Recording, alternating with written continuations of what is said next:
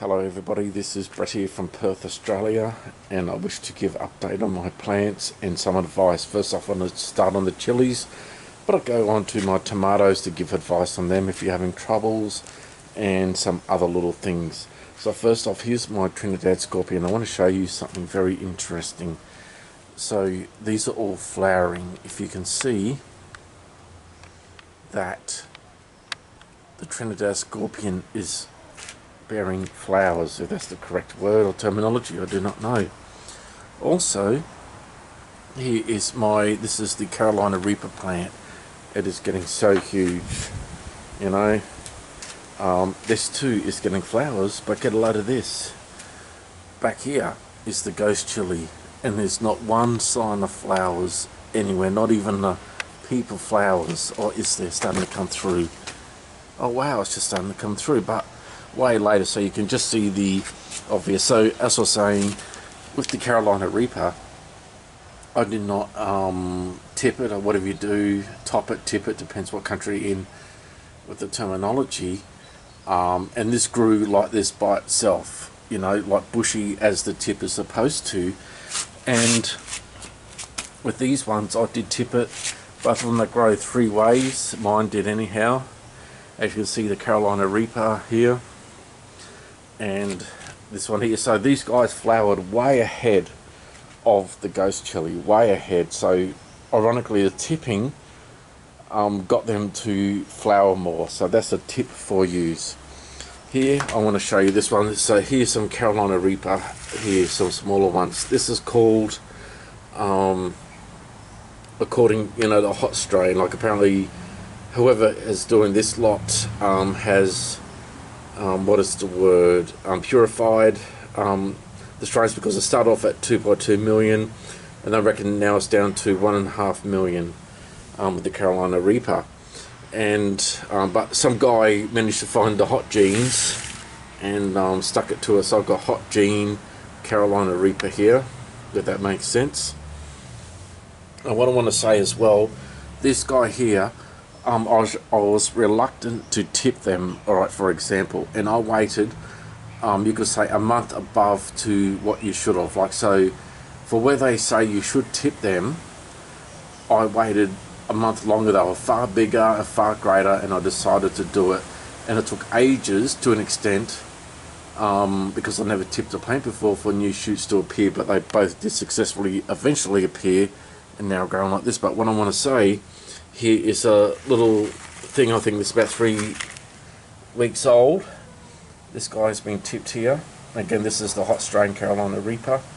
And in a short time, like, new leaves started to appear. Like it felt like 3 days. So this is a non-tipped one. I'm not fussed. I'm not growing them for quantity. I'm just doing experiments to show the difference, and this is about 2 or 3 weeks old, so you could decide what you want. They said, you know, this plant will become top heavy. As you can see here, I've got string holding this one up, you know, grown hydroponically. And this is another hot strain Reaper. I've got 13 seeds for $5, only 3 sprouted, but I tried various ways to germinate and others didn't. So this is my cucumber plant. Yeah, so here's a tomato. It's a failed, so I've got failed tomato. See, this is what happens, that tomatoes do not like lack of calcium. I've got very sandy soil, and that is no good. So I'm sort of letting these go, and they failed, and they get a thing, I'm gonna call it leather bottom, due to the lack of calcium. And also with the pot plants, I had a little tray, so I had these trays growing them, trying to keep the water, but I found burying them in dirt and doing it like this, they seem to grow better, instead of, you know, having submerged water in a non-hydroponic setup. Yes, so here's my hydroponic Roma tomato plant. And another thing I was doing wrong, and this is a tip for hydroponic people: if you're doing outdoors like this, you do whatever the directions said, you do half, because the water evaporates, and when it evaporates, will leave the right concentration, and this is what happens. And I was sort of doing that, but the but then I'll do days without it, but then they started getting nutrient deficiency.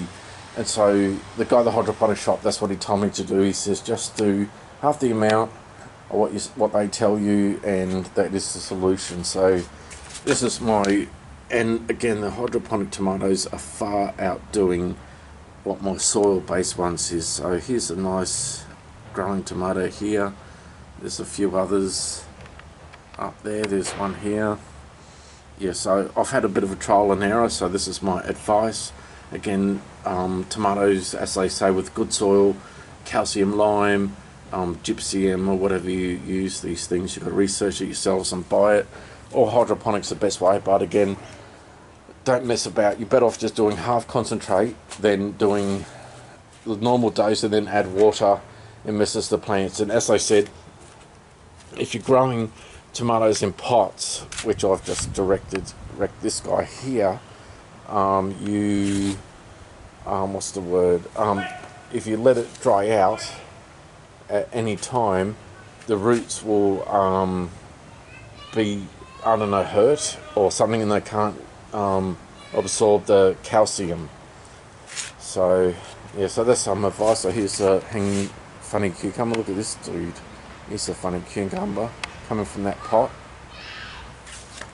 Yes, I haven't had too much luck with my outdoor tomatoes, besides this, as you can see, this luscious hydroponic tomato plant. So here's a little cucumber starting to grow here.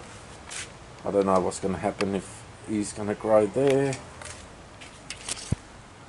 And again over here I've got him, and there's a few elsewhere. And also I've had a bit of failure with my cucumbers. Again, nutrient deficiency is not worth it, so just do half. It's the best way to do if you're doing outdoors. Again, the evaporation will bring it to the right level, and it's better than mucking around with it. So that's my new experiment. So here's my up to date, and look, this guy's already seemed to be failing, so I'm going to get rid of him. This one I'm talking about with the calcium deficiency. This happens. This is caused from calcium deficiency, and it's a bit of a pain in the neck. And they reckon the Roma tomatoes, which I'm growing, which are the best because they're lower acid, I'm more prone to it. So as you can see here, these ones seem to be fine. You know, without this bottom, and that's why I had a lot with the bottom, even in the soil, due to calcium deficiency. That's what causes it. So anyhow, here's my update. I hope you enjoyed my little backyard, growing in the backyard, and have a good day.